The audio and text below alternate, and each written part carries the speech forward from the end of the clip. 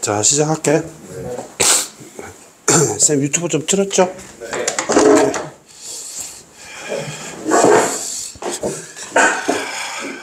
3이다. 그러면 질문 접수 받아볼까?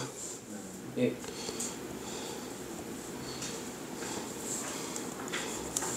우리 오늘 독서? 네. 독서다. 그러면 1번부터 받아봅시다. 1번부터 3번까지 질문해볼까요? 없습니까? 네. 그 다음에 4번부터 7번까지 질문해볼까요? 6번 있습니다. 6번요. 그 다음에 8번부터 11번까지 질문 받아볼까요? 전체 풀었어, 안 풀었어? 풀었습니다. 풀었는데 전체다. 죄송합니다. 아니, 괜찮아. 그럴 수 있지. 어려웠어. 그 다음에 음악 얘기 나와 있네요. 네. 질문 받아볼까요? 15번 있습니다. 15번요. 됐습니까? 네.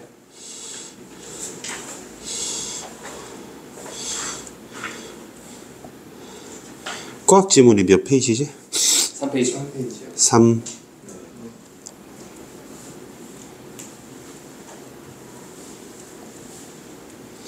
그러면 다음 숙제 좀 올려줄래? 건재야? 다음 숙제는 콜 4의 선택 문학.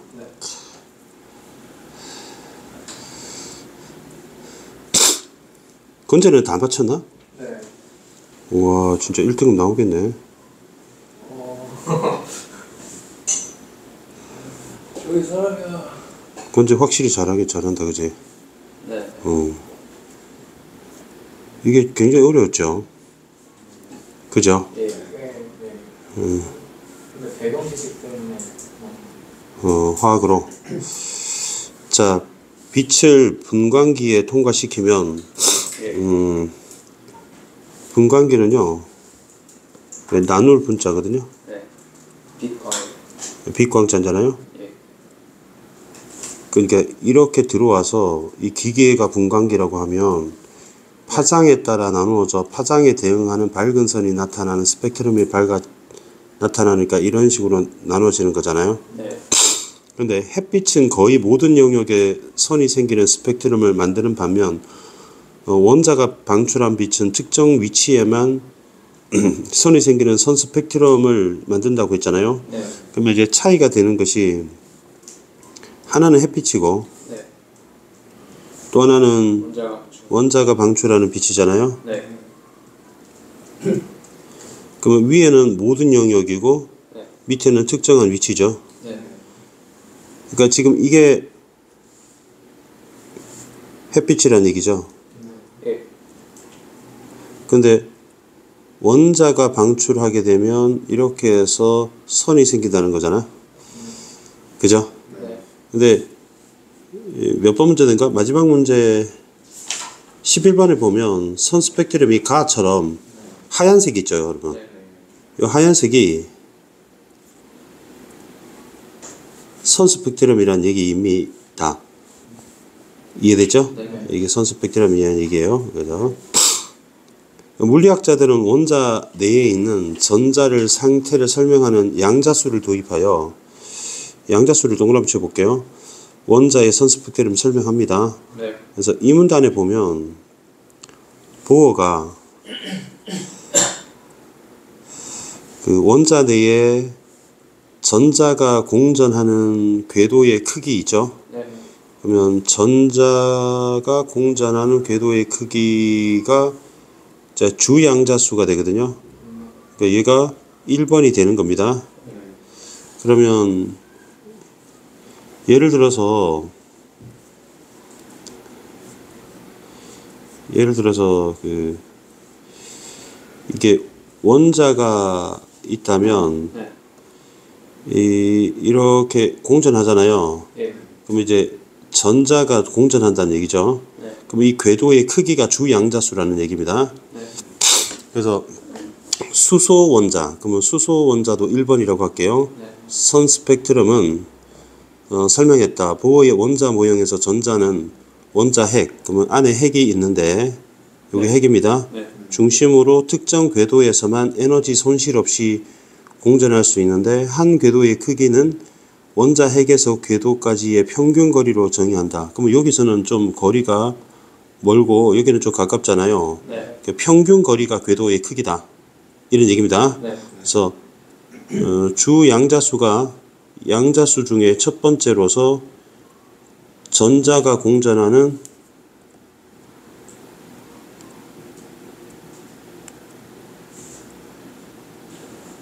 궤도 크기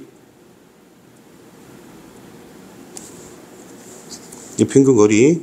그러면 주 양자수가 크면 궤도의 크기가 크고 전자 에너지가 크니까 비례하죠. 네. 비례하면 출제 요소가 되니까 당구장 이렇게다가 표시해 두겠습니다. 예. 그리고 너 저 핸드폰 한번 볼래?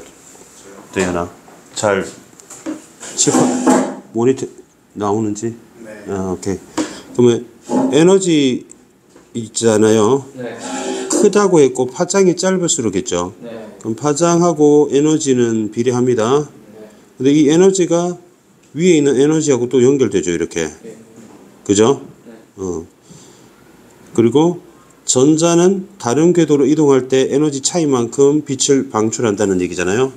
그럼 여기서 전자가 있는데 여기 궤도가 하나 더 있다고 합시다. 예.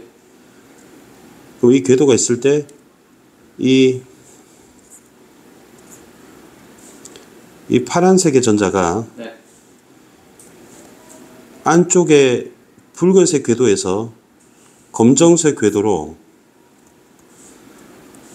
만약에 이동하잖아요. 네. 그러면 이 차이 있죠. 네. 이 차이에 해당하는 만큼 빛을 방출하는 거랍니다. 네. 그리고 2문단, 3문단 갑시다. 3문단에는 근데 아까 수소 얘기했잖아요. 네. 근데 수소와 달리 전자 두 개를 가진 원자라고 했으니까 수소는 전자가 한 개다 이렇게 추정할 수 있죠. 네. 근데 스펙트럼에서 주 양자수 아까 동그라미 아까 1번 했던 거 있잖아. 네. 그럼 이것과 계산과는 다른 에너지 선이 하나 더 있더라는 겁니다.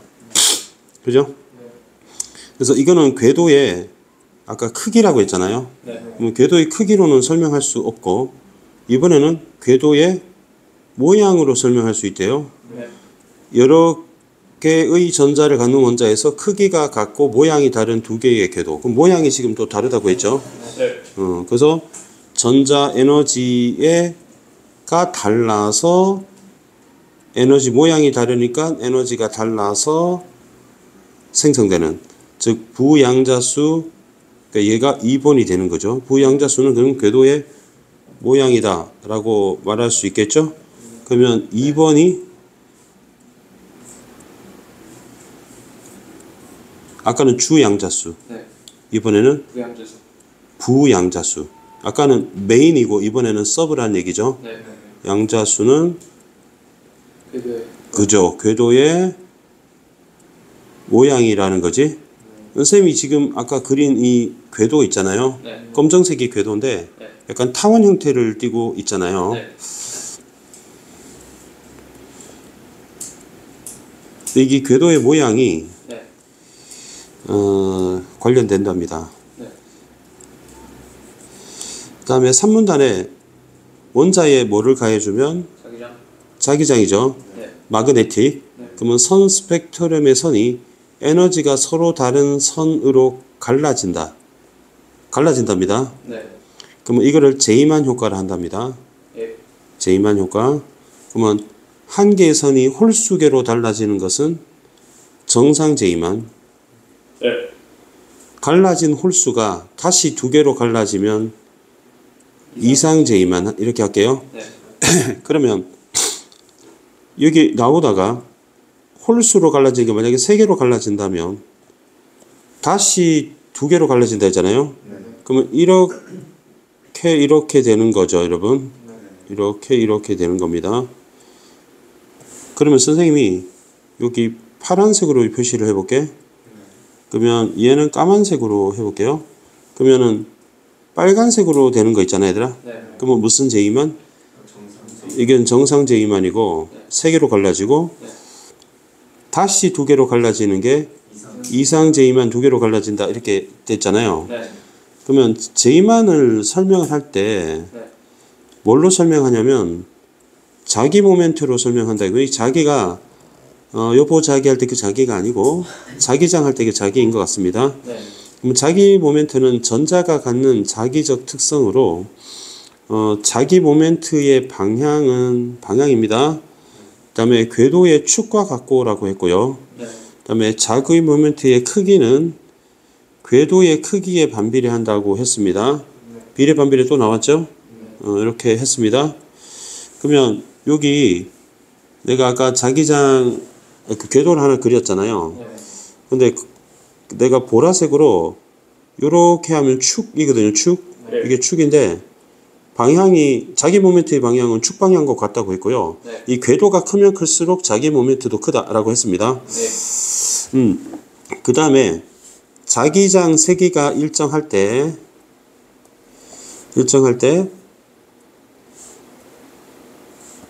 에너지의 크기는 자기 모멘트 방향이 자기장의 방향과 각도가 작을수록 커진다고 했거든요. 네. 그럼 지금 에너지를 물어봤어요. 에너지. 네. 에너지는 각이 작을수록 커진다고 했습니다. 네. 그러면 이 보라색이 축 방향이 네.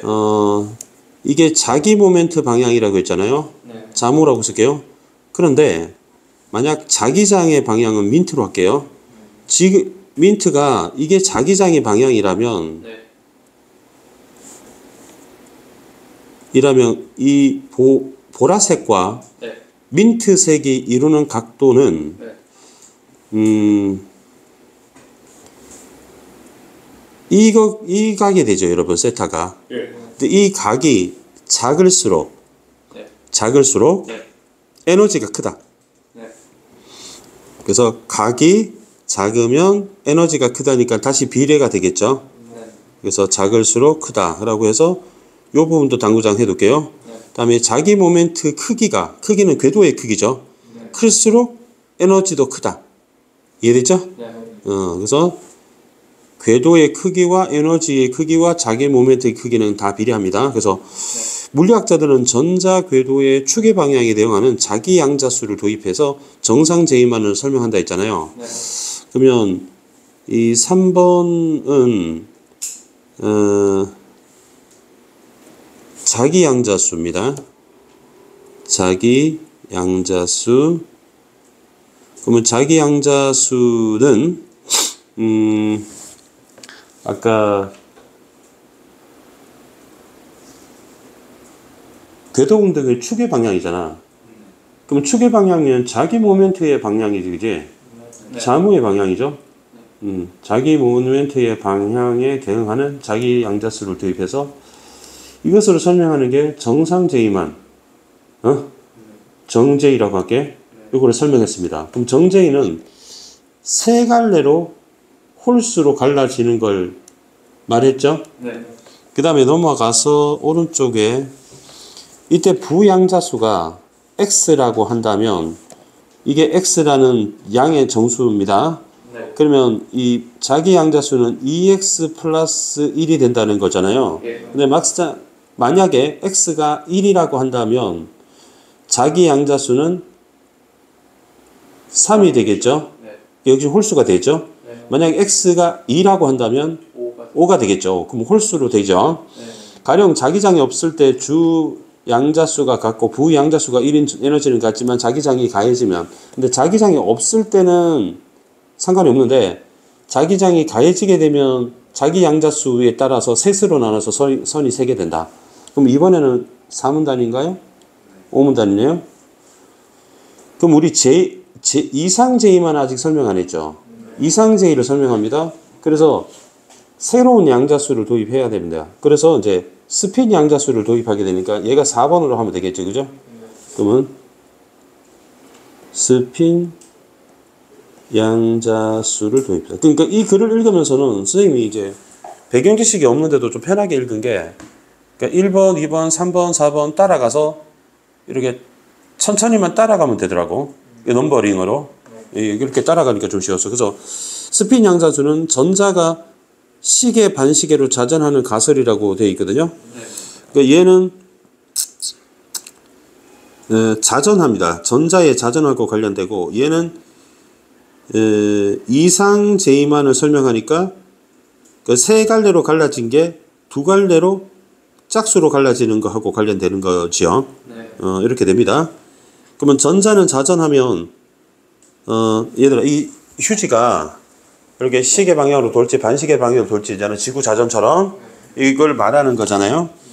그래서 가설에 따르면 자기장의 세기가 일정 수준 미만일 때는 자전으로 인한 자기 모멘트와 궤도 운동으로 인한 자기 모멘트는 결합된 상태이므로 자전 방향만 다른 두 에너지는 같다 하지만 자기장 세기가 일정 수준 강해지면이잖아요, 얘들아. 그럼 이번에 자기장이 없을 때 있을 때가 아니라 자기장이 일정 수준 미만일 경우는 상관없는데 자기장이 일정 수준 이상이 되었을 때는 두 자기 모멘트, 두 자기 모멘트가 분리게 되면서 스핀 양자수만 다른 두 전자의 에너지가 달라져서 이상 제이만이 나타난다. 마지막에 파울리가 전자궤도의 안전성을 고려하면 4개의 양자수, 그럼 4개의 양자수는 우리 여태까지 했던 주 양자수, 부 양자수, 스핀 양자수, 자기 양자수, 스핀 양자수 이 4개가 모두 같은 두 개의 전자가 한 원자 내에 존재할 수 없다는 법칙. 무슨 법칙? 무슨 원리? 파울리 베타 원리를 주장했잖아요. 이후에 스핀 양자수 4번이잖아요. 대응하는 자기 모멘트는 전자의 실제 자전이 아니래요. 실제 자전이 아니라 전자의 고유한 성질이라는 게 밝혀지면서 파울리 베타 원리가 유효하게 되고 그다음에 현대 양자 역학의 기초가 됐다라고 하는 물리 아주 어려운 물리 얘기가 나왔습니다. 그러면 이제 문제를 풀어봐야 되는데 8번 문제잖아요. 예. 8번 문제인데 여러분 수소가요. 네. 전자가 한 개죠. 근데 전자가 한 개인데 주양자수 1번으로 설명할 수 있죠. 그러면 태양은 모든 영역에 한다 했잖아요. 그럼 1번, 2번 좀 쉽네요. 1번, 2번 쉬웠고 3번이 조금 함정이 있는데 스핀 양자수 있잖아요. 전자가 자전하는 방향에 실제로 대응하지 함정이 별로 없었다. 맨 마지막에 실제 자전이 아니라 있었잖아요. 그것 때문에 3번도 맞는 말이 됩니다. 이해하셨나요? 네. 넌 3번 넌 답 뭐 했어? 3번 했어. 그러니까 3번은 노란색으로 표시를 할게요. 스핀 양자수가 몇 번이었지? 4번. 네 번째였잖아. 네. 근데 전자가 자전하는 실제에 대응하지 않는다. 그러면 오문단에 스핀 양자수 실제 자전이 인한 것이 아니라 하면은 3번도 맞는 말. 됐죠? 네. 그리고 4번은 뭔 원리였지? 한 원자 내에 존재하는 두 전자 가는 파울리 베타 원리죠. 네. 그래서 4번은 맞는 말이 되겠잖아요. 그 다음에 에너지가 같은 두 빛이잖아요. 네. 그러면 에너지가 같기 때문에 선도 몇 개? 한 개가 돼야 되죠. 그죠? 에너지가 같으면 선도 하나가 돼야 되겠죠? 알겠습니까? 그 다음에 9번에 2번 했니 너? 3번 했어요? 여러분 그 1번 있잖아요. 그 거의 모든 파장의 영역이라고 하는 것은 원자 얘기가 아니고 햇빛 얘기죠. 네. 그다음에 두 번째는 그 궤도의 모양 있잖아요. 네. 이게 부양자수 아닙니까? 네. 근데 부양자수는 전자가 2개 이상일 때 아닙니까? 네. 그럼 수소는 전자가 1개잖아요. 네. 그렇기 때문에 수소 때문에 틀렸습니다. 네. 그다음에 3번은 3번이 어려웠어. 3번이 추론해 볼게요. 이게 파장이 있잖아요. 네. 그다음에 에너지가 있죠. 네. 그다음에 궤도의 크기가 있습니다. 네.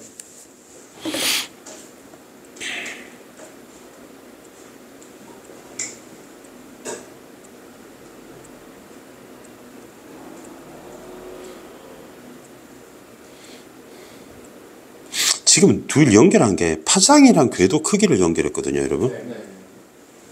근데 이게 우리 비례 반비례가 있었잖아요. 네. 비례 반비례 당구장 표시를 보면 이 문단에 있죠. 네. 그럼 여기 보니까 빨간색으로 파장이 나왔잖아요. 네. 그다음에 궤도 크게 나왔죠. 네.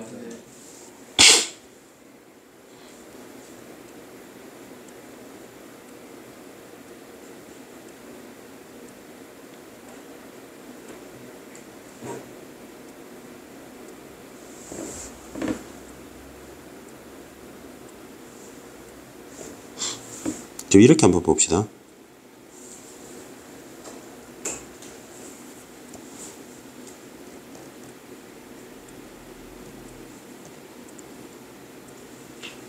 주 양자수하고 네. 궤도의 크기하고 비례하죠. 맞습니까? 맞습니까? 맞습니까? 네. 그다음에 주 양자수하고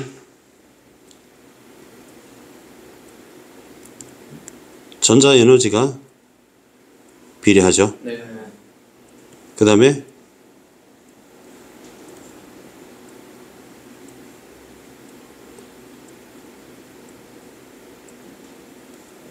빛의 에너지하고 파장하고 반비례하죠. 네.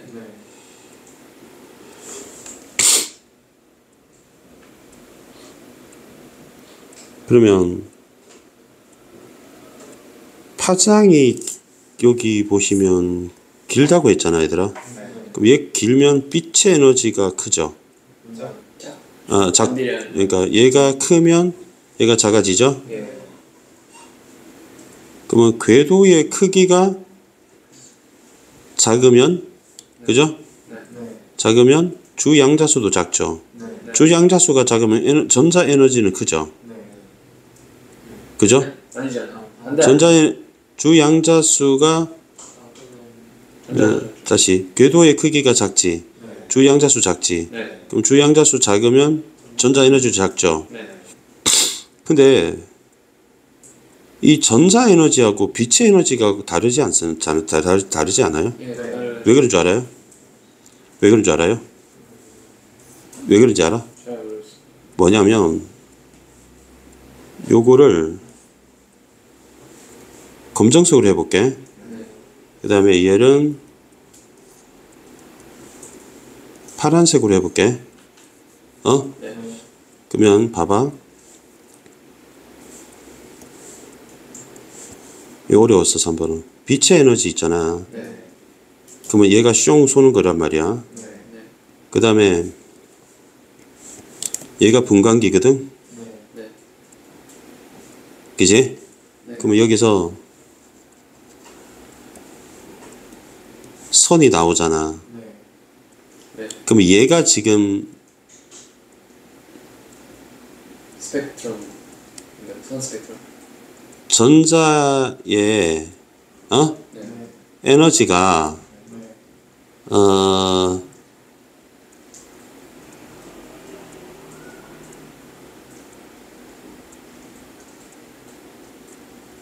에너지의 차이 있잖아. 궤도와 궤도의 차이. 한번 봐봐라. 자, 전자는 한 궤도에서 다른 궤도로 이동할 때 발생하는 에너지 차이만큼 빛을 방출하지. 내 말 이해돼? 그럼 여기서 이 전자 에너지하고 여기서 말하는 처음에 들어간 빛 에너지, 분광기 들어가는 빛 에너지 있잖아. 여기 지금 둘이 관련이 없어.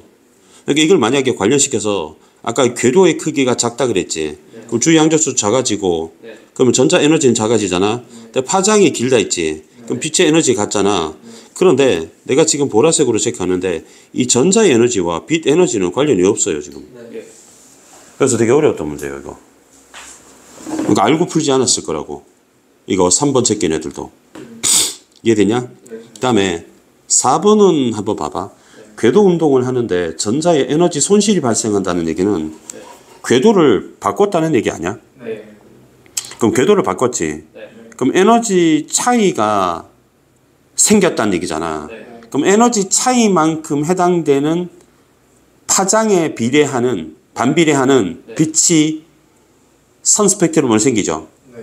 그러면 에너지 손실이 발생을 한다는 에너지 차이가 발생한 거잖아요. 네. 그러면 파장의 변화가 생기죠. 네. 근데 파장의 변화가 어떻게 되냐면 여기 있어. 이거 내가 무슨 색깔 썼냐? 빨간 거, 파란 거 쓸 차례, 3번 형광펜 쓸 차례죠? 그러면 파란 거 한번 봐봐. 자, 어디 있냐면 네. 에너지의 차이가 생겼지. 네. 그러면 파장이 바뀌는지는 아니? 봐봐. 네. 에너지하고 파장하고는 반비례하잖아. 그런데 뭐라 그랬냐면 1문단에 보면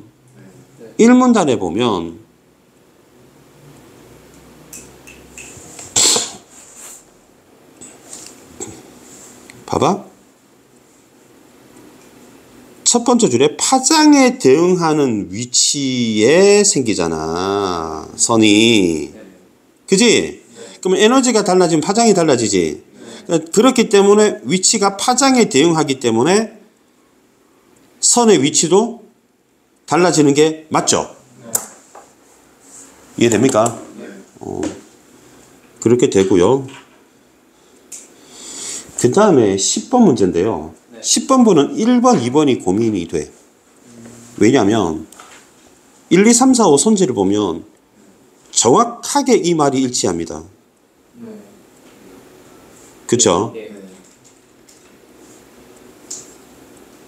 그쵸? 네. 그러면 이 노란색 있잖아요. 네. 이 노란색이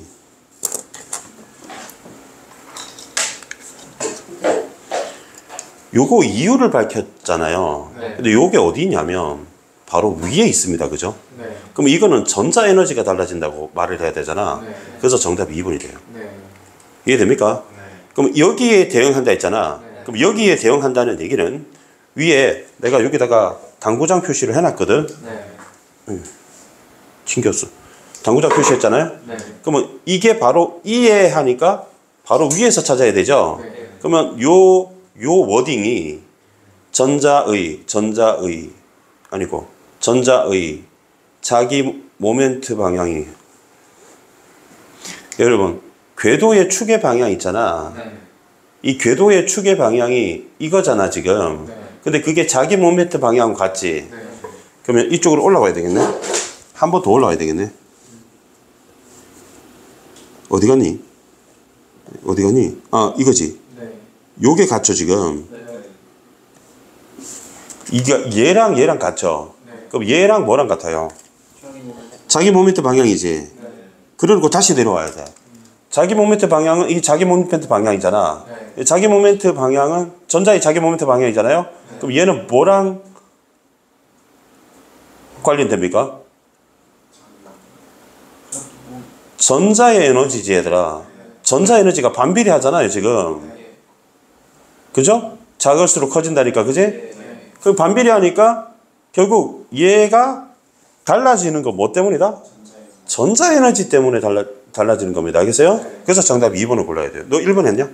그렇지. 그러니까 1, 2, 2번. 그러니까 3, 4, 5는 개소리야. 그지? 네. 그러니까 여기서 여기 전자의 자기 모멘트가 커진다 했잖아. 네. 그러니까 자기 모멘트가 달라지는 건지 네. 아니면 전자 에너지가 달라지는 건지 이걸 골라야 되거든. 네. 근데 여기 기억해 보면은 궤도의 운동의 축의 방향이 나왔잖아. 네. 그럼 이게 자기 모멘트의 방향이지. 네. 그럼 이거는 지금 요 크기 있잖아. 네. 요거는 궤도의 크기하고 관련되지 않아? 네. 자기 모멘트 크기는? 네. 그러니까 우리는 지금 노란색이 축의 방향이니까 자기 모멘트 방향이나 자기 모멘트 방향이나 전자 에너지하고 연결되지. 네. 그래서 이게 1번이 안 된다는 거야. 그러니까 만약에 여기에 궤도의 크기였으면 자기 모멘트 에너지가 맞아. 네. 이해됩니까? 그래서 답이 1번으로 풀어야 되는 겁니다. 11번이 제일 쉬웠던 것 같아요. 네. 11번이 막 그림 있고 쫄 것처럼 보이지만 생각보다 쉽습니다, 이게. 자, 보세요. 이게 한 개지, 얘들아. 네. 그다음에 얘는 3개고 얘는 6개잖아. 네. 그러면 내가 워딩을 다 외우지는 못하는데 이 3개니까 무슨 양자수더라? 자기 양자수. 그지? 얘가 스핀 양자수죠. 네. 그 다음에 가가 이거를 주 양자수나 부 양자수로 설명해야 될 것 같은데. 그지? 이렇게 되지? 그러면 자기 양자수는 자기장이 가했을 때고 스핀 양자수는 자기장이 일정 수준 이상의 강도였을 크기였을 때죠. 그죠? 자, 그래서 문제를 한번 풀어봅시다. 이렇게 옳은 거 찾냐? 적절하지 않은 거 찾네. 1번 가는 축의 방향이 다르고 에너지가 서로 같은 전자라고 했네. 그럼 축의 방향이 다르다는 얘기를 했잖아. 네. 답이 1번이야? 아니잖아. 네. 궤도 운동의 축의 방향이 다르고 다른 에너지라고 했지. 네. 그러면 그거 설명하는 것 같은데? 지금 이거 부양자수 설명하는 것 같은데? 그지? 네. 예. 그러니까 축의 방향이 다르다는 얘기는 궤도의 모양이 다르다는 얘기잖아. 그지? 이해됐지? 그다음에 나 부양자수가 1이라고 했잖아. 근데 부양자수가 1이 되면 자기 양자수는 2x 플러스 1이니까 3이 되지. 그러니까 3개란 얘기지. 네. 그다음에 6개라 되는 궤도 축의 방향이 모두 달라졌겠군이라고 돼 있네. 네. 전자들은 궤도 운동의 축의 방향이 6개가 궤도 운동의 축의 방향이 모두 다른 게 아니라 3번이 정답이구만. 네. 얘는 시계 또는 반시계인 거니까 2개로 갈라진 이유는 6개가 모두 다 다른 게 아니죠. 네. 그러니까 지금 얘가 갈라진 이유는 뭐 때문이야? 3개로 갈라진 이유는 정상 제2만이니까 자기장 때문에 뭐였더라? 그 축하고 방향이 달라진 거잖아. 네. 그지? 네. 그러면 모두 6개 다 다른 건 아니죠. 요 2개 있잖아, 얘들아. 네. 요거는 시계 반시계, 시계 반시계, 시계 반시계잖아. 네. 요거는 같은데 시계 반시계인 자기 자전 방향이 전자의 자전 방향이 다르기 때문에 6개 모두가 다른 건 아니죠. 네. 3개가 같은 거죠. 이 둘은 같고, 이 둘은 같고, 이 둘은 같은 거죠. 맞지? 네. 다시 말할게. 이 3개는 자기 모멘 요 자기 모멘트잖아요. 자기 양자수잖아요. 그러니까 얘는 여기서 보시면 요거 축의 방향이 다르다고 할 수 있잖아. 네. 그러면 얘랑 축의 방향이 다르다고 보면 됩니다. 근데 지금 다는 스핀 양자수잖아. 스핀 양자수가 둘을 분리된 거는 여기서 있잖아. 네. 시계 반시계로 자전하는 거잖아. 네. 그럼 얘가 시계 반시계, 시계 반시계, 시계 반시계로 갈라지는 양자역학이란 말이야. 네. 그래서 이 두 개로 갈라진 거거든요. 그러면 요 한 개는 이 2개에 대응하는 거잖아. 요거 한 개도 2개, 한 개도 2개잖아. 네. 이해됐지? 근데 이 6개 모두 다 축의 방향이 다른 게 아니고 이 둘은 축의 방향은 같은데 방향만 다른 거야. 내 말 이해돼? 그러니까 6개가 모두 축의 방향이 다르다고 하면 틀린 거예요. 알겠죠? 그래서 정답이 3번이 됩니다. 이해됩니까? 너 답 뭐 했니? 4번? 그럼 가에서 나로 변하는 2가지 자기 모멘트가 서로 결합된 상태의 전자들에 의해서 나타난다고 했잖아. 네. 가에서 나로 되면 2가지 자기 모멘트가 결합된 상태라고 했잖아. 그러면 이게 요 워딩이 어디냐면 쌤 오렌지로 할게. 오렌지. 자, 오렌지. 자, 보세요. 여기서 보면 돼. 오문단에 자기 색이 일정 미만일 때는 자전으로 인한 자기 모멘트와 궤도 이동을 한 자기 모멘트는 결합된 상태이므로 자전 방향만 다른 두 전자의 선호 에너지는 같다. 하지만 자기장의 세기가 일정 수준 이상이 되면 자기 모멘트가 분리가 되면서 스핀 양자수만 다른 두 에너지가 달라서 이상 제2만 효과가 나타나게 되는 것이라고 했잖아. 그러면 요 오렌지에서 요 세 번째 다 있잖아. 그러면 얘는 일정 세기 자기장의 세기가 일정 수준 미만이에요, 이상이에요? 요 다는 이상이지, 그지? 네. 그럼 이때는 두 자기 모멘트가 분리되면서, 그지? 네. 두 자기 모멘트가 분리된 거죠. 그러면 그 전에는 얘 두 개는 1번이잖아요. 네. 일정수준 미만이죠. 그때는 자전으로 인한 자기 모멘트와 궤도 운동으로 인한 자기 모멘트가 결합된 상태라고 했지. 그럼 여기서 가에서 나로 변하라고 했잖아. 그러면 가에서 나로 변해봐야 여기 일정 수준 이상이 아니라 이하잖아. 그러면 자기 두 가지 자기 모멘트인 자전으로 인한 자기 모멘트와 궤도 운동의 자기 모멘트가 결합된 상태란 말이잖아. 그럼 저 맞는 말이 되는 거죠.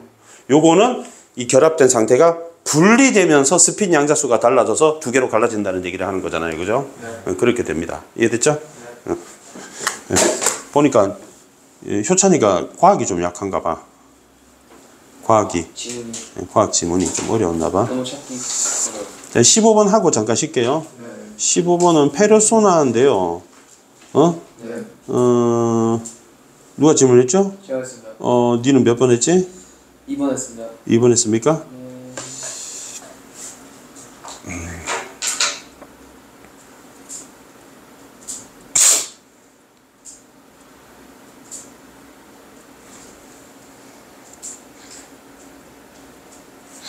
여기 그 가에서 보시면요. 네. 예. 네. 가에서 보시면 네.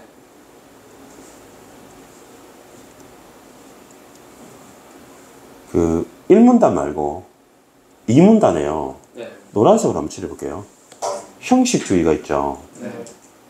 근데 우리가 음악을 들으면 네. 주관적 감정이 있잖아요.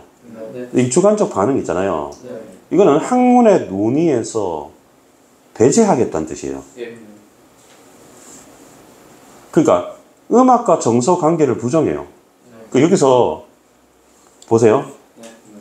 주관적 반응이 정서잖아요. 네. 이걸 배제하겠다는 뜻이에요. 네. 형식주의는. 네. 이해됩니까? 네. 이걸 배제합니다. 그러면 음악에서 뭘 논할 건데, 형식. 그죠? 네. 네. 형식이죠. 네. 객관입니다. 네. 형식입니다. 네. 그 걔네들은 형식만 다룰 거야. 음악만 다룰 거야. 예. 감정은 안 다룰 거야. 그래서 얘네들을 까는 겁니다. 그러면 우리가 음악을 하면서 정서적 경험을 하잖아. 그러면 그런 경험, 정서적 경험은 너네가 놓치고 있네라고 비판할 수 있는 거잖아요. 이까지 따라왔어요? 네. 그런데 이게 지금 문제가 페르소나 입장에서 이 노란색을 평가해야 되잖아요. 그럼 페르소나 입장에서는 보세요. 페르소나 입장에서는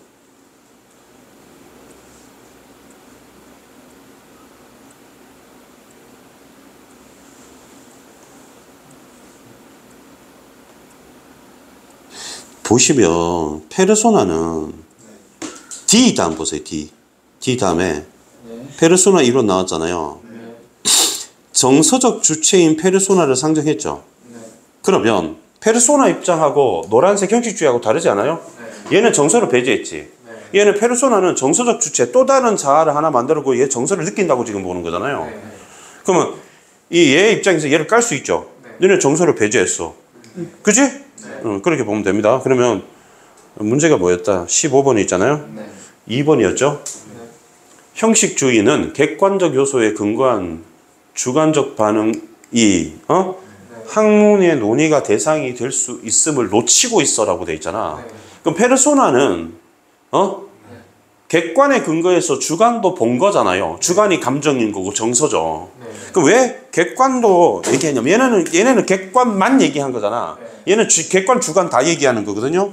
그래서 페르소나 보시면 이렇게 돼 있습니다. 아까 우리 D 다음이었잖아. 페르소나 보시면 보세요. 정서적인 즉 주관적인 거 있죠. 그런데 형식적 구조니까 형식도 나왔고 객관도 나왔죠. 그러면 빨간색 입장에는 주관, 객관 둘 다. 이해되니? 그러니까 형식과 정서 둘 다. 이렇게 한 게 음악이 될 수 있는데 너네 왜 형식주의는 주관은 배제하고 정서는 배제하고 형식, 객관만 보냐. 그러니까 얘네들이 음악에서 정서적인 부분은 학문에서 배제해버렸잖아. 그럼 너네 객관에서 주관 둘 다 학문의 대상이 될 수 있는 너네 놓쳤어라고 욕할 수 있는 거잖아. 내 말 이해돼? 네.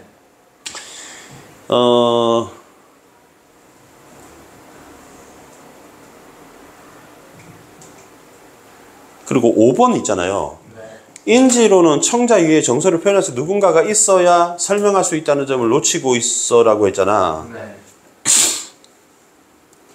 누군가가 있어야 된다 그랬죠? 우리 페르소나 입장에서는 페르소나 이론에서는 페르소나라고 하는 누군가가 있어야 된다고 말했잖아요. 그래서 맞는 말이 되는 겁니다. 그리고 4번이잖아요. 인지로는 청자가 경험하는 정서적 반응이 청자가 임의로 상상하여 발생하는 것이 아님을 놓치고 있어.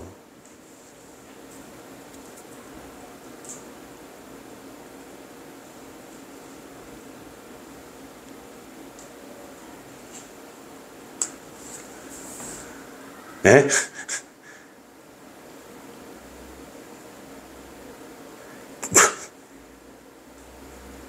그러면 이거 놓치고 있다고 비판하면 청자가 정서적 반응을 경험하잖아. 네. 청자가 임의로 상상해서 발생하는 게 아니라는 뜻이잖아요, 지금. 근데 페르소나 이론은 페르소나라고 하는 게 정서적 반응이 청자가 임의로 상상을 발생하는 게 맞다고 지금 얘기하고 있는 거 아닙니까? 네. 그래서 왜 놓쳤다고 하면 자기 주장을 부정하는 것이니까 정답이 4번이 되는 거예요. 네. 알겠습니까? 그래서 오늘 이걸로 일단은 마치겠습니다. 그러면 더 할 거 없지? 선생님 저 6번 질문해주세요. 6번. 6번 볼까요? 6번요? 예. 6번은 우리 안 했던 질문이지. 네. 네. 해주셨습니다. 아, 이거 질문이었구나. 예. 어? 예. 이건 잠깐 쉬었다 합시다.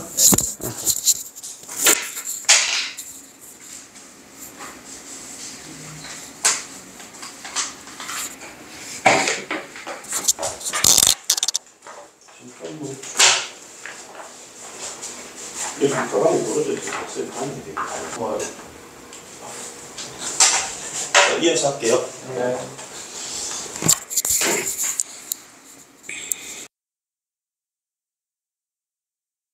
를 빠뜨려가지고 다시 꺼내보세요. 나는 없는 줄 알았어. 6번이라고 했지? 네. 딱 봐도 어려워 보이긴 하네.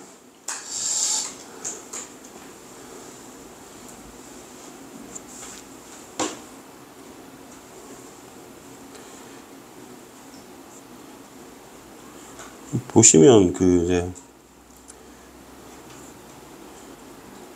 1문단을 한번 읽어볼게요, 여러분.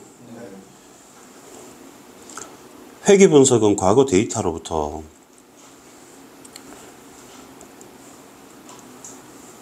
과거 데이터 있잖아요, 여러분. 네. 노란 걸로 한번 칠해볼래요?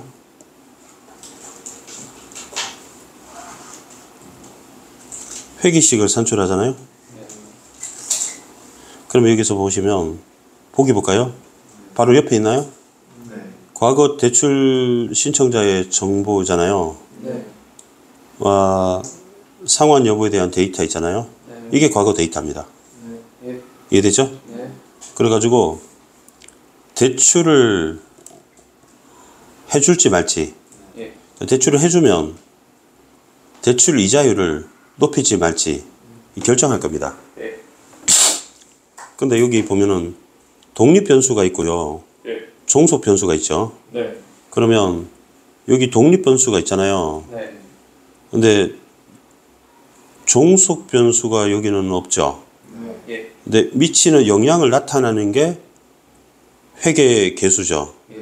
근데 회계 개수 절대값이 있잖아요. 네. 이 회계 개수 여기 있잖아요. 네. 절대값이 크면 변화폭이 커진다고, 종속 변수 변화폭이 커진다고 했잖아요. 네. 그럼 여기 숫자가 있잖아요, 여러분. 0.7부터 해가지고. 네. 그러면 얘가 0.96이 제일 크죠, 여러분. 얘가 크면 종속 변수 변화값이 클 것 같습니다. 그죠? 그런 얘기 했고요. 근데 여기서 선형 회귀는 볼 필요 없고 로지스틱 회귀 분석을 보면 되거든요. 네. 그래서 여기 보시면 근데 이제 회계 변수의 P 값이 있죠. 그죠? 네. P 값이 어디 나오나? 1문단, 2문단, 3문단, 4문단, 4문단이 있네요. P 값을 산출합니다. 그럼 이거는 회계 변수가 실제에 잘 대변하는지 회계식의 신뢰도죠. 맞습니까? 네. 그러면 얘가 0이면 그러니까 회계 변수가 0이라는 가정하에 도출된 확률이 P 값이라고 했고 회계 변수가 0이라고는 영향을 안 준다잖아요. 영향을 안 준답니다. 이 0이면 영향을 안 준답니다. 근데 여기 보시면 이 P 값이 0.05보다 작으면 회계 개수의 신뢰도가 높다 라고 했죠. 네. 그럼 여기서 0.05보다 작은 게 첫 번째 거, 두 번째 거 요 두 개죠. 네. 요거는 신뢰가 높다. 그러면 0.1보다 크다고 했잖아요. 크면은 신뢰할 수 없다. 이렇게 했죠? 네. 그러면 0.1보다 큰 게 요 뒤에 두 개가 나이하고 성별은 신뢰할 수 없겠네요. 그 얘기죠? 네. 그리고 데이터 수가 늘면 P 값이 작아진다 라고 했고 네. 그때는 데이터를 추가로 수집해서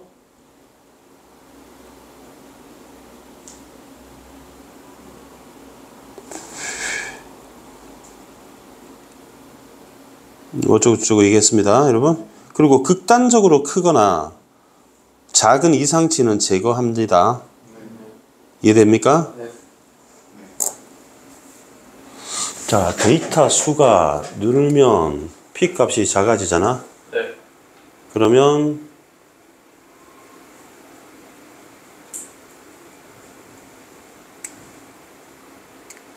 데이터를 추가로 수집하잖아.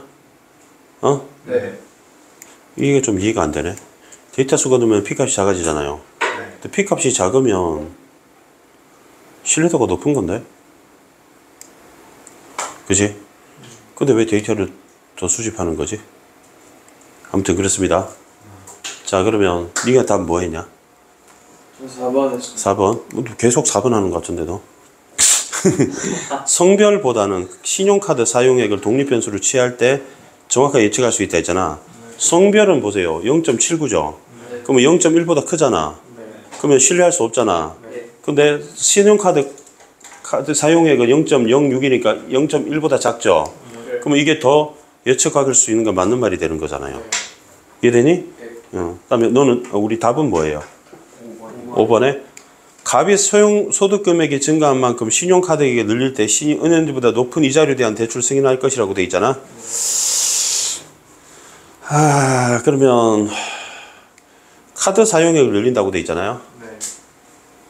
소득 금액이. 그럼 소득 금액이 증가합니다. 네. 증가할 때 이를 늘린답니다. 네. 그러면 높은 이자율이라고 돼 있잖아요. 네.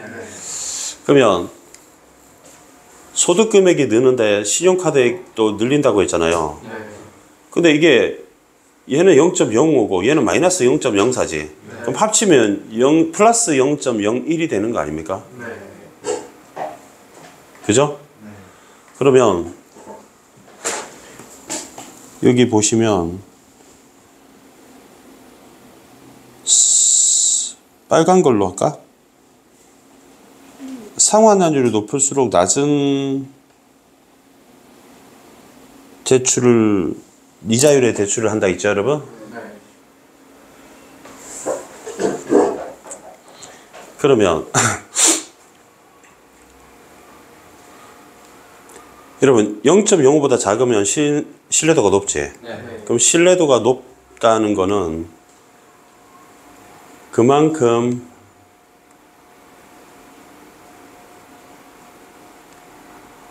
대출 상환할 가능성이 많아진다는 거 아니야, 얘들아? 네. 왜냐면 이 사람이 소득 금액이 0.05고 신용카드 사용액이 마이너스 0.04잖아. 네. 근데 이거 회계 개수를 보니까 합쳐보면은 플러스가 되거든. 네. 그러면 얘는 그만큼 신뢰도가 높기 때문에 상환 확률이 높다고 말을 해야 되겠지.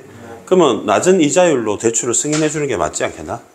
그러면 높은 이자율이 틀린 거지. 그래서 땡이 돼서 정답 5번이 되는 겁니다. 이해했습니까? 이 사람은 그러니까 월급이 있잖아. 만약에 많이 늘었다고 하자. 많이 늘수록 더 많이 소비를 하는 게 아니라 더 많은 소비인데 그러니까 증가액이 200만 원에 300만 원으로 늘었다고 하자. 근데 100만큼 는 거 아니야. 원래 200 받다가 월급을 300 받으면 100만큼 늘었죠. 100만큼 늘었는데 소비가 100 이상 느는 게 아니라 소비는 신용카드는 80만큼 는 거잖아. 그러면 20만큼 여윳돈이 생기지. 그러면 대출 상환할 여유가 있다는 얘기잖아.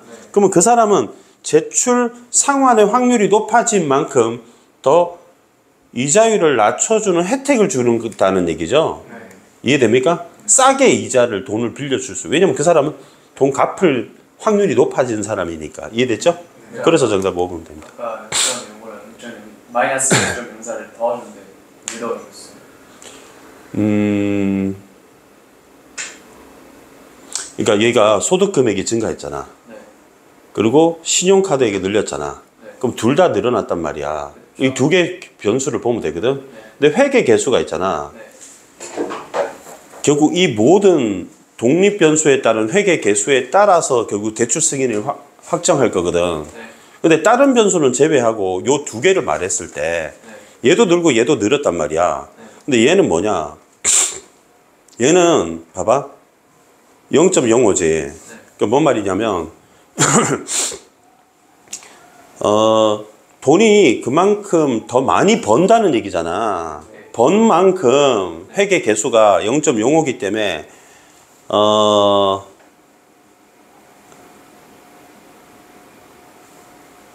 돈을 갚을 확률이 높아지는 거잖아. 근데 이 신용카드, 딴 것 배제하고 신용카드 사용액만 독립 변수로 봤을 때 얘는 회계 개수가 마이너스 0.04잖아. 독립 변수가 1만큼 증가할 때 확률이 증가한다 했잖아. 그러면 독립 변수가 증가할 때 얘는 감소한다는 얘기잖아. 감소한다는 얘기는 그만큼 대출 상환 확률이 낮아진다는 얘기라고. 내 말 이해돼? 그러면 얘는 증가하는데 얘는 감소한단 말이야. 다른 변수 없이 얘는 증가하고 얘는 감소한다는 말은 쉽게 말하면 이 회계 개수의 신뢰성과 관련했을 때는 결국 이 두 개를 더해야 최종 확률이 나올 거 아니냐고.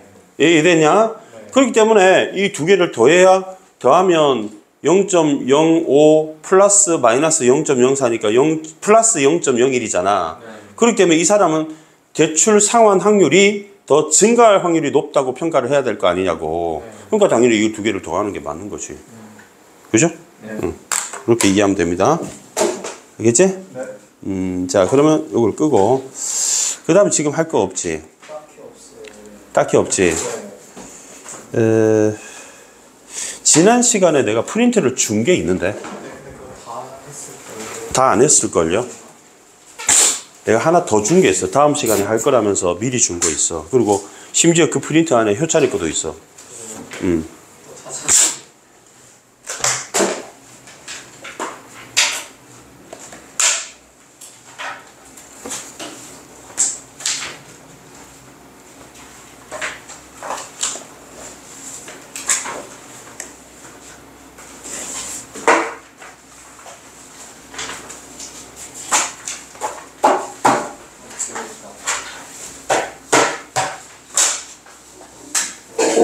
새 말 맞지요? 새 말이 맞지요? 네.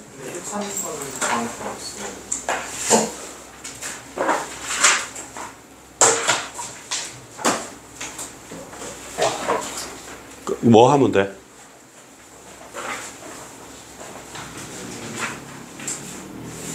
앱스케마 1이야 2야?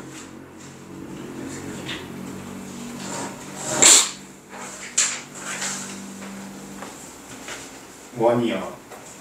1에 몇 페이지라고 돼 있는데? 34페이지요. 34페이지요? 저번에 31, 2 해서 31, 2 했어? 업무가 만무방 했어? 그럼 34페이지를 해야 된다고? 34페이지도 만무방이야? 만무방이야? 그러면 34페이지를 보기 전에 효찬이 거 금방 출력해 볼게. 34부터 어디까지 하면 돼? 그리고 이거 말고 하나 더 있지 않았어? 이거 말고 프린트 하나 더 있잖아. 만무방 말고. 그 전에는 그 전에 거 말고 안 한 거 없어? 없어? 아, 원장님 잠깐 프린트 하나만 남았습니다.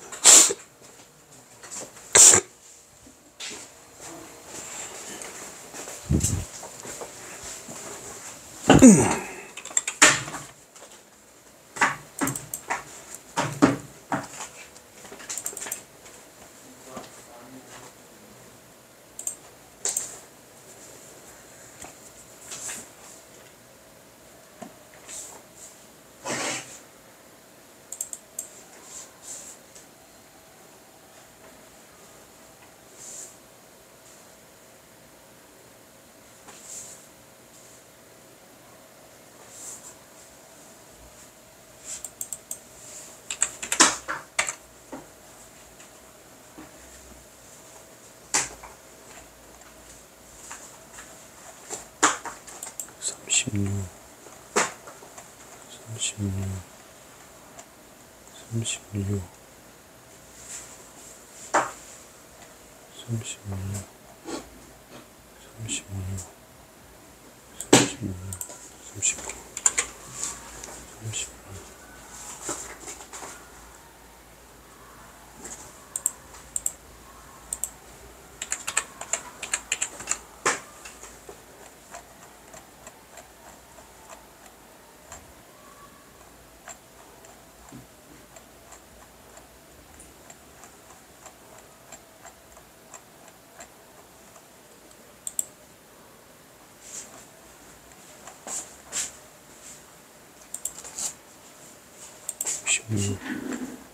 오십육,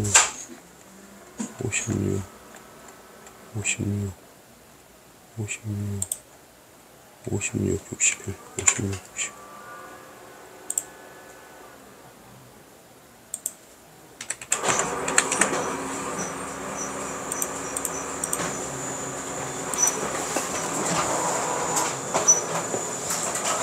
됐습니다.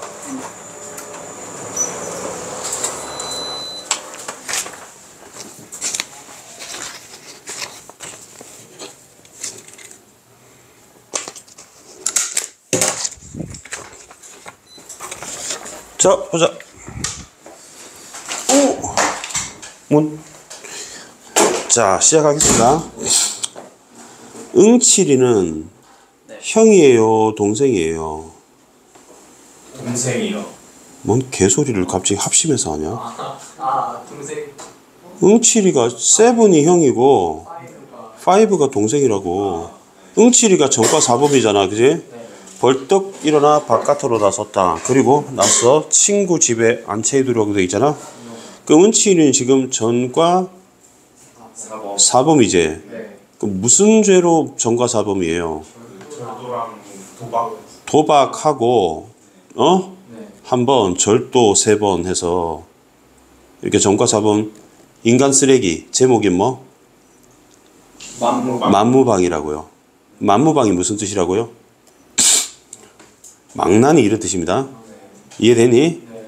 그러면 그 집 친구라고 했잖아. 네. 그러니까 이런 거야.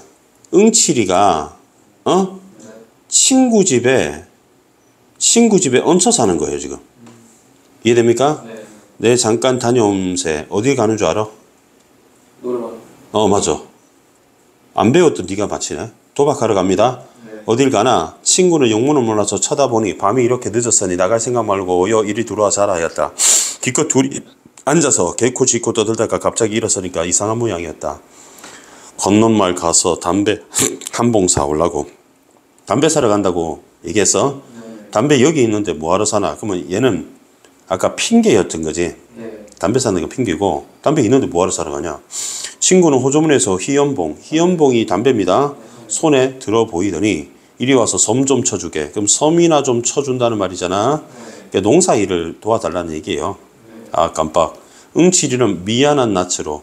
왜 응칠이 미안한 줄 알겠어요? 얹혀서 하는데 일을 안 도와주면 좀 그렇잖아. 근데 노름을 해야 되는 거지.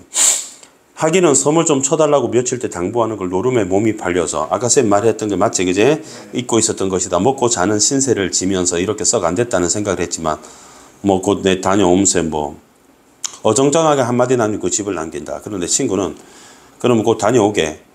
때를 제치는 법이 없다. 언제나 여일같이 그럼 잘 다녀오게. 그렇게 신상만 편하길 비는 것이다. 응칠이는 모든 사람이 자기에게 어떤 경의, 존경으로 대하는 것이 느끼고 어깨가 으쓱해진다. 요거 잠깐만 설명해 줄게요. 응칠이잖아. 네.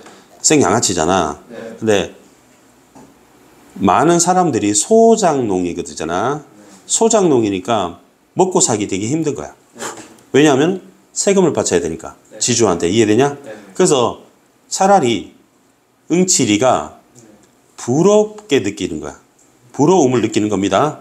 백판 모르는 사람도 데리고 앉아서 몇 번 말만 하면 대부분 구부러진다. 그 구부러진다는 것은 공손해진다. 응칠 앞에서 알겠니? 그렇게 장한 일인지 그 일을 하다가 그 일이라도 도적질이지만 절도죠. 들어가 욕보던. 들어가. 어디에 들어가? 그렇지. 감옥에 들어가 욕보던 얘기를 하면 그들은 커다랗게 눈을 뜨고 어이구 그런 어떻게 감당하셨소 하고 놀라면서 그래 돈은 어떻게 했소 또 그럴 생각 납니까 하는 거 그럴 있잖아. 네. 절도할 생각 또 나냐는 거야. 왜냐면 이 절도를 반복하고 있으니까.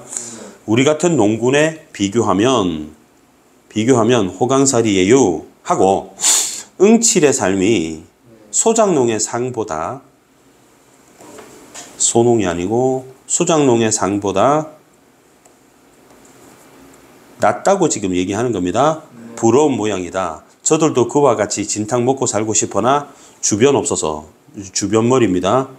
주변머리 주변머리가 약간 해결 능력 이런 해결 능력이 없어가지고 그 울분에 그런 얘기를 들어도 위안이 되는 것이다. 응칠인 걸 알고 누구 논에다가 거꾸로 박아놓고 달아나다가 붙들려 경치던 얘기를 부지런히 하면서 자네들은 아직 멀었네 멀었어 하고 흰소리를 치면 그들은 옳다는 뜻이겠지. 묵묵히 고개만 끄덕하면서 술도 사주고 밥도 사주고 합니다. 자 그러면 이 사람들 있잖아 얘들아. 부러움을 느끼고 응칠의 얘기가 자기한테 위안이 되는 거예요. 그러니까 대리만족 같은 거.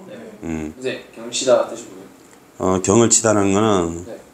매우 혼쭐나다 이런 뜻입니다. 그러니까 경찰서에서 가서 혼쭐나다인데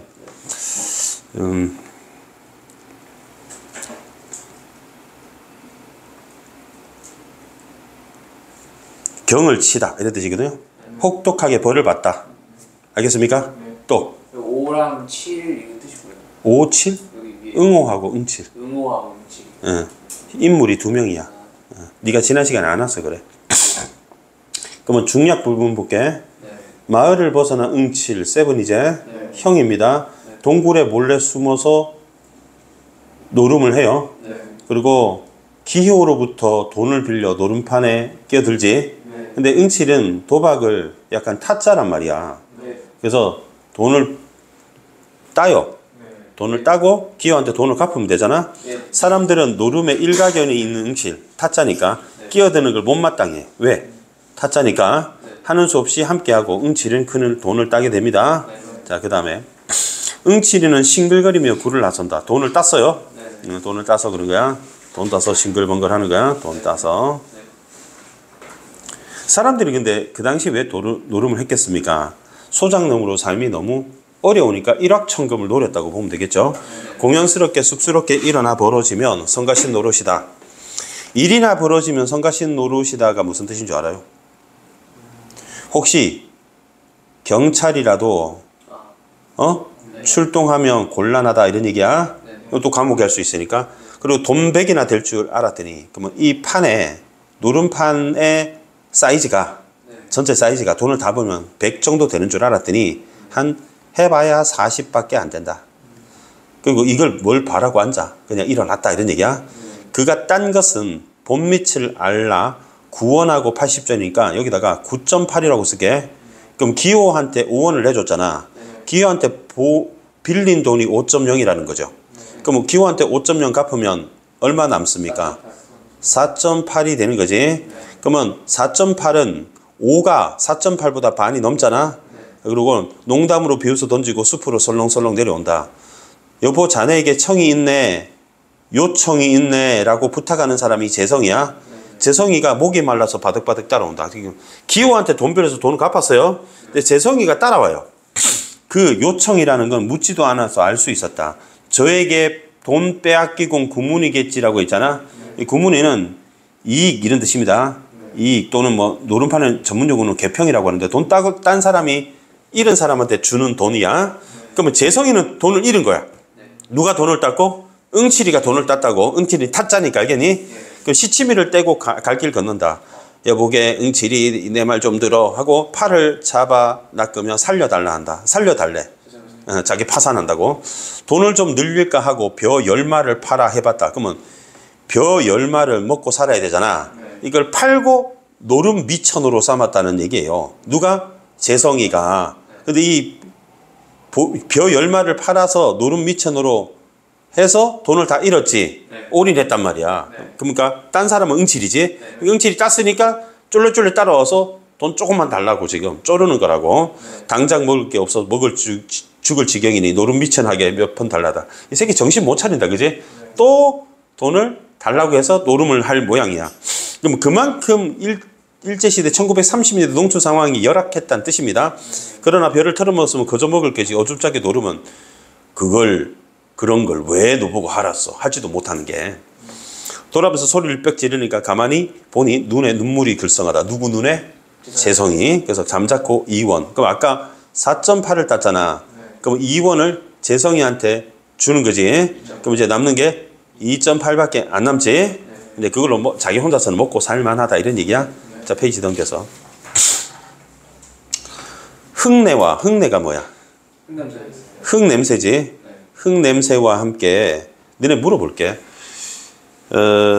응칠의 직업이 뭐야? 없어요. 그냥 논팽이야, 알겠니? 자유인이야. 그러면 농사꾼들은 뭐 하고 있겠냐? 농사 짓고 있지. 그러면 사람들은 고생하고 있는데 얘는 그냥 백수짓을 하는 거야. 만약에 배고프면 뭐 하면 되고? 노름하면 되고. 그럼 노름도 마땅치 않으면 절도 훔치면 되는 거거든. 이해됐냐? 향긋한 땅김이 코를 찌른다. 요 놈은 쌀이버섯. 그럼 산에서 빈둥대고 있는 겁니다. 버섯 캐고, 알겠니? 버섯은 먹어도 되고 팔아도 되니까 산에서 빈둥대고 있어, 응칠은. 요 놈은 썩은내, 요 놈은 송이버섯. 오케이? 가시넝쿨 속에 박하풀 냄새로군. 응칠이는, 응칠 내가 편의상 그냥 세븐이라고 한 거야. 동생은 응호고. 지금 응호는 동생이잖아. 응호는 성실한 농사꾼인데 자기 돈에 벼를 안 베고 있다가 도둑을 맞죠. 근데 얘기했잖아. 그 도둑은 다름 아닌 누구라고? 응호 자신의 자작극입니다. 왜냐하면 벼를 베봐야 지주한테 바쳐야 되니까 자기 돈에 있는 돈을 자기 훔치게 되는 거야. 근데 응칠은 지금 뭐야? 전과자지. 그럼 누가 의심받겠어? 자기가 의심받을 거 아니야. 그래서 누명을 벗기 위해서 도둑을 잡아요. 도둑을 막대기로 두들 패서 잡았단 말이야. 복면을 딱 덮어보니까 동생인 거야. 서로 뻥진 거지. 이해됐어요? 유유히 다리를 옮겨 놓으면 이 나무 저 나무로 흘러들린다 하는 거는 이제 산책을 하는 거지. 코는 공중에서 벌렸다 오므렸다. 연신 이러면서 냄새 맡는 거야. 버섯 냄새. 고붓한 한 송목. 송목은 소나무지. 소나무. 그지? 이러자 그는 발을 멈춘다. 이번에 지면에 코를 얕게 갖다 대고 한 바퀴 빙 돈다라고 했잖아. 요놈이로군. 그러면 버섯 냄새가 나더라 이 말이야. 버섯 냄새가 나니까 버섯을 이제 캐야지. 그리고 봉것이 솟아올랐다. 귀여운 송이. 송이는 여자 이름이 아니고 송이 버섯을 캤다 이 말이야. 내 말 이해돼요? 그래서 버섯을 캡니다. 그리고 조금만 더 나오지. 그리고 뒷짐을 지고 어슬렁어슬렁 밑추쳐놓게 그럴 적마다 두 팔을 벌리고 하늘을 바라보고 기지개를 내린다. 때는 한창 바쁠 추수 때다. 농군 치고 송이 파적 나올 놈은 생겨나지 않으리라. 바쁘니까 산에 와서 송이 캐는 놈은 없다. 나 말고 없다 이 말이야. 이해했어요? 자기는 지금 백수니까 송이나 캐먹고 많으면 팔고. 이해됩니까? 그런 상황입니다. 그런 상황입니다.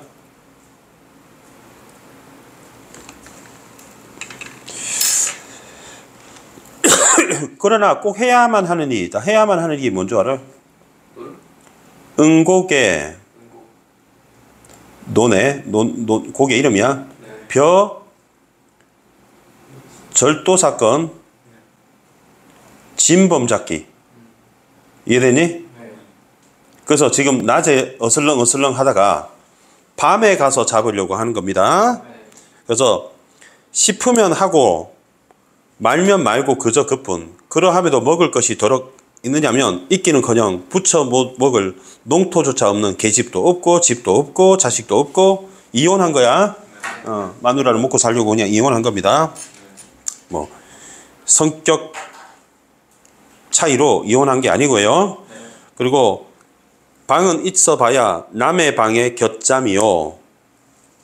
잠은 새우잠이다. 하지만 오늘 아침만 해도 한 친구가 찾아와서 벼를 털 텐데 추수할 텐데 일을 도와달라고 하는 것을 했어 안 했어? 안 했어요. 안 했어요. 왜요? 잡아야 되니까. 귀찮잖아. 힘만 들고. 자기는 할 이유가 하나도 없지. 뭐 하면 되니까. 노름하면 되고. 도박하면 되잖아. 그래서 마다했다. 몇 푼 바람에 그까짓 걸 누가 하느냐고. 나는 송이가 좋았다. 왜냐하면 송이버섯 이 땅 삼천리 강산에 늘어놓은 곡식은 말짱 누구 거라? 내 거지. 그지? 먼저 먹는 놈 인자 아니야? 먹다 걸릴 만큼 양식을 쌓아두고 일이 다 무슨 난장 맞을 일이람. 일은 무슨 일. 그지? 일 노동은 빌어먹을 노동. 그래서 걸리지 않게 먹도록 먹을 국리나 할 게지. 자, 송이를 다 떠먹은 응칠은 대장장이 성파리가 있거든. 그러면 응칠의 응온의 논에 벼가 없어진 것을 아냐? 이렇게 물어봐. 근데 알고 있었거든. 아침에 논을 보고 알고 있었단 말이야.